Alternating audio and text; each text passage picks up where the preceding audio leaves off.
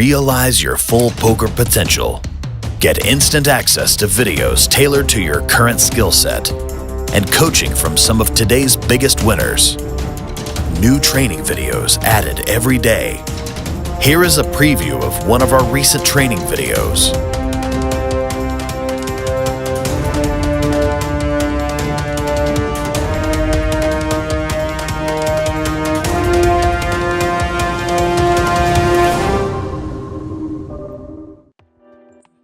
Oh gosh, what is this?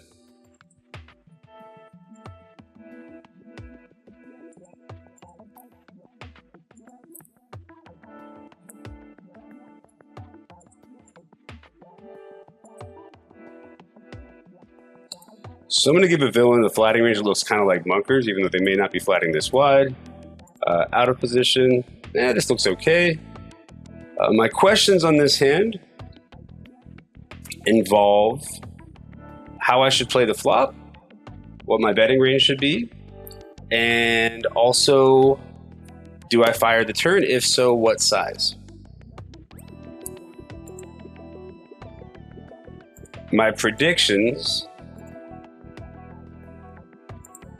because the villain has aces and kings in their flatting range, I think this is probably a check 100% spot. And that's probably why I chose to check. So time for the results. I predicted that we'd either be checking 100% or we have a slight equity advantage, or I mean a polarization advantage where we have ace, king, and king, queen. In position does not. So probably either a large bet size or checking close to 100%. Checking 88% might as well just be checking 100%. But it looks like ace-8 of hearts is a hand that can go for a big bet. So regardless though, I checked. Villain checked back. And I wanted to know, like, do I fire this turn? It appears that I do. And what size? 1/3. Interesting. Probably because we have lots of, we have most of the range that we even started the hand with. And it's a very interesting card. Let's think about what the villain's check back range looks like. Yeah, lots of 9x actually. The gut shots tend to bet the queen x's, etc. So it's lots of sort of middle strength stuff and ace highs that aren't too helped by the queen. And so I think the queen's actually a pretty good card for us. How pots play after it goes check check is very strange. Or it's complicated.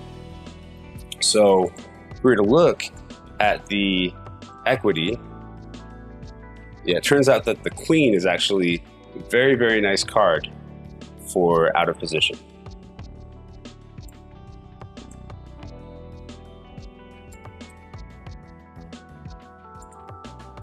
Which is what I thought at the time, so I chose to be it. But I chose 55% of the pot, which turns out wasn't the sizing that it wants to go. It wants to bet this sort of half pot size so that we can get, we betting even like 10s, all the queen x's. It likes this really small size on the turn with most of range. Now that being said, am I losing a ton of EV by betting this size? Woo! Wow, actually I am. I guess with the small bet, we're just kind of targeting a lot of the air stuff. I need to look into that more and figure out why this small bet has just so much higher EV in this spot.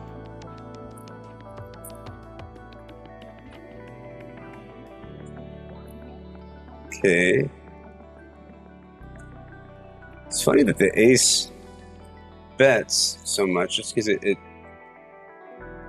kind of blocks folding range and it doesn't really block calling range that much. But I suppose it just doesn't matter. So let's see what happens if we bet small and then the river came.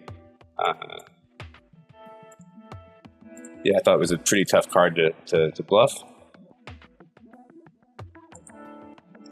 Looks like we are checking the river after having played like that, although it's not terrible, apparently, to occasionally make a bet of, yeah, it's checking most of the time, and then the next most preferred bet size is this another small bet, which is kind of funny as a bluff. Ooh, I kind of like that. That's nasty. And then followed by a slight overbet. But in general, it prefers to check. Now, what happens if it chose to bet this size?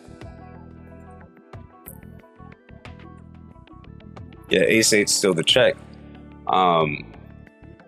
We've still got enough stuff on this river that blocks a little bit better, like jack-8 would be a great bluff, 10-8. Yeah, we've got so many other things to bluff that ace-8 isn't really going to work. So when I saved this hand, I was wondering, A, what I should be betting on the turn, what my bluff should look like, what sizing, and the sizing that came up was quite interesting.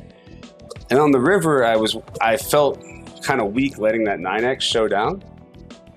But as it turns out, ace-8 is not the best bluff in this scenario, and we've got all kinds of other stuff that we can follow through with, even though we have tons of value after checking the flop. Ready to start crushing? Apply today.